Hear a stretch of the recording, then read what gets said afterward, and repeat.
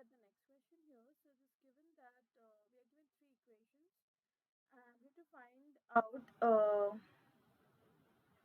alpha and beta, for which there are many solutions to these questions, infinitely many questions. So if you put the value of alpha and beta here, then what should be the value here equal to, right? So first let us write down the given equation in the following matrix form. So if we do that, then we have, so 1 1 2, correct? So let us write down, sorry, 1 1 0. So that is 1 1 0. Then there is 2 1 2. Then there are 3 alpha 1 and the 6 3 beta. Okay, so say this is A, this is B, so this is our matrix A, B, augmented matrix B. Okay, now let us operate here the rows here. So if we let's say R2 is transformed into R2 minus R1, right? Then the matrix will transform into 1 0 0, 2 minus 1 0, right? Then there is 3 alpha minus 3 and 1, and then lastly there is 6. So 3 minus 6 minus 3 and beta.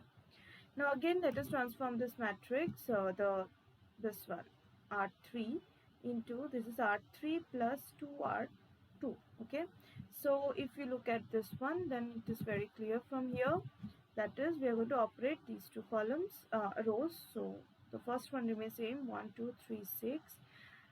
Second is 0 minus 1 alpha minus 3 minus 3, and finally this is R3. So this is 0, this is 0, this is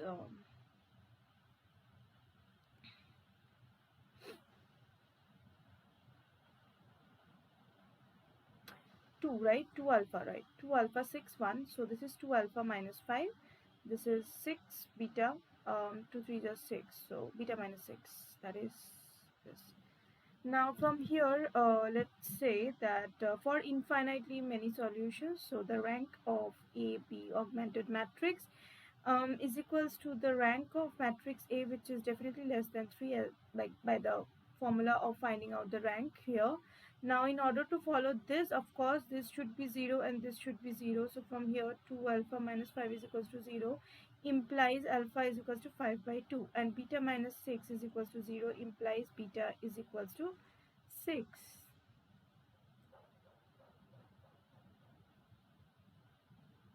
Right.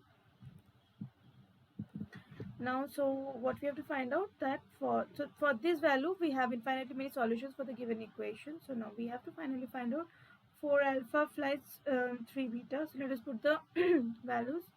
So 4 into 5 by 2 plus 3 into 6. So 2 goes to 10 plus 18 is equals to 28, and that is our answer. Let us check the options. 28. So C is the correct option.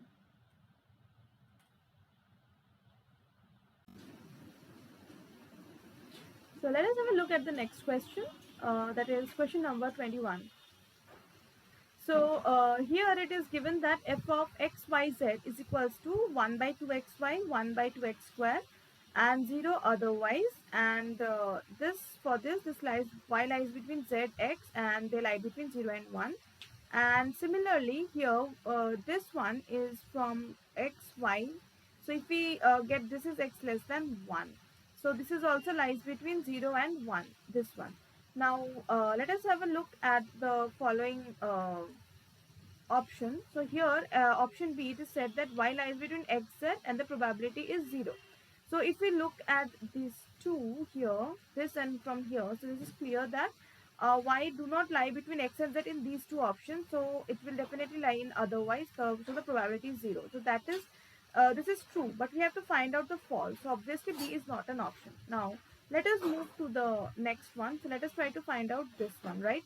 So for that, let us write down probability of let z and y less than x. Okay, is equal to the integration of 1 by this one, that is 2xy dz dx dy dx, correct? Now the limits for this one is your 0 to y, then there is 0 to x, and finally there is the whole limit is 0 to 1. Now so if we integrate here this one, that is, okay, let me use a different color. Okay, now this one here. So integration of y by 2xy dy dx, right? This is what we get by dz of this part. So now y gets cancelled, so we have 0 to 1, 0 to x, 1 by 2xy dy dx, correct? Now here if we go through further integration and we put the value of 0 to x, so here we get 0 to 1 x by 2x. Okay, this y is cancelled here, right? So dx is x by 2x, and we have dy here, and so if you put 0 and 1, so we have 0 to 1 half of dy, right? So that is 0 to 1 y, between 0 to 1. So the value here is and we have half here, so the value here is half. So again option A here is true. So that means again option is not an option. A is true, B is true. We have to find out which one is false here, correct? Now next one we are going to look at our the next two options, that is C and D. Um, let us check option C here. So let us just clear this part here, and so here after calculation we can get that. So expectation of x is equals to 1 by 4 and expectation of y is equals to 1 by 8. Now minimum of expectation of these two is definitely 1 by 8 and not this.